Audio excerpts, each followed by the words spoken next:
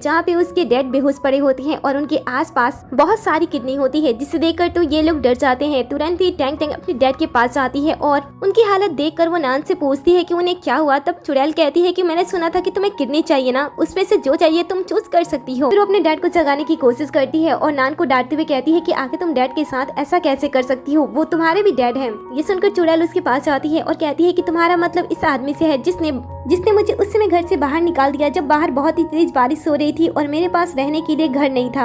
आगे हमें ये भी पता चलता है कि नान जिन परिवार की असल डॉटर नहीं होती है, और ये बात परिवार वालों को 20 साल बाद पता चलता है जब उन्हें टैंग टैंग मिलती है। नान की मॉम को तो हमेशा से ही नान के ऊपर शक था, क्योंकि उसके चेहरे के ऊपर एक बहुत ही बड़ा बर्थ मार्क था और नान की मॉम खूबसूरत थी, इसलिए वो नान से हमेशा ही उखड़ी सी रहती थी। और जब उन्हें अपनी रियल डॉटर टैंग टैंग के बारे में पता चलता है तब वो लोग उसे तुरंत ही घर पे लाते हैं, जिसके बाद टैंग टैंग नान की जिंदगी में प्रॉब्लम क्रिएट करने की कोशिश करती है और उसके ऊपर झूठे इल्जाम लगाती है ताकि पेरेंट्स उसके साइड हो जाएं। फिर बार बार ट्राई करने की वजह से आखिरकार पेरेंट्स टैंग टैंग के साइड हो जाते हैं और नान को घर से बाहर निकाल देते हैं। लेकिन उससे घर से बाहर निकालने के बाद कुछ समय के बाद जब उन्हें पता चलता है कि उनकी बेटी की एक किडनी खराब है तो वो नान को वापस ला लेते हैं ताकि उसकी एक किडनी को ट्रांसफर करके वो अपनी बेटी की जान बचा सके। जिसके बाद वो आगे सोचती है कि अगर उस समय उसने वैंग के ग्रैंडपा की जान नहीं बचाई होती तो वो मर चुकी होती। चुड़ैल की ये मन की बातें वैंग भी सुन लेता है और सोचता है कि क्या ये सच है कि उसके ग्रैंडपा की जान इसने ही बचाई। तब तक इधर डैड भी होश में आ जाते हैं। होश में आते ही वो नान पे गुस्सा होते हुए उसे थप्पड़ मारने के लिए आगे बढ़ते हैं, लेकिन बीच में वैंग आ जाता है उसे बचाने के लिए।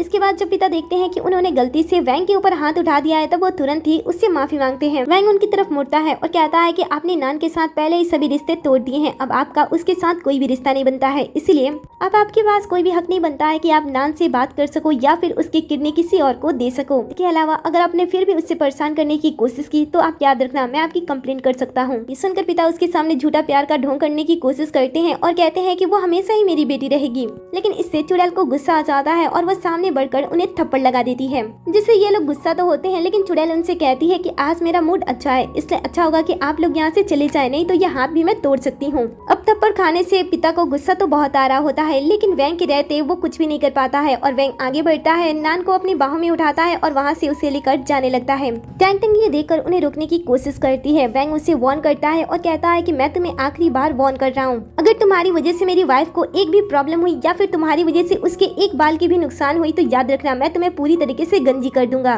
इस तरीके से वो उससे डरा रहा होता है, लेकिन जब गर्लफ्रेंड इसके ऐसे एटीट्यूड को देखती है तो वो मन ही मन उसकी तारीफ करने लगती है, क्योंकि अब वो उससे पूरी तरीके से इम्प्रेस हो चुकी थी।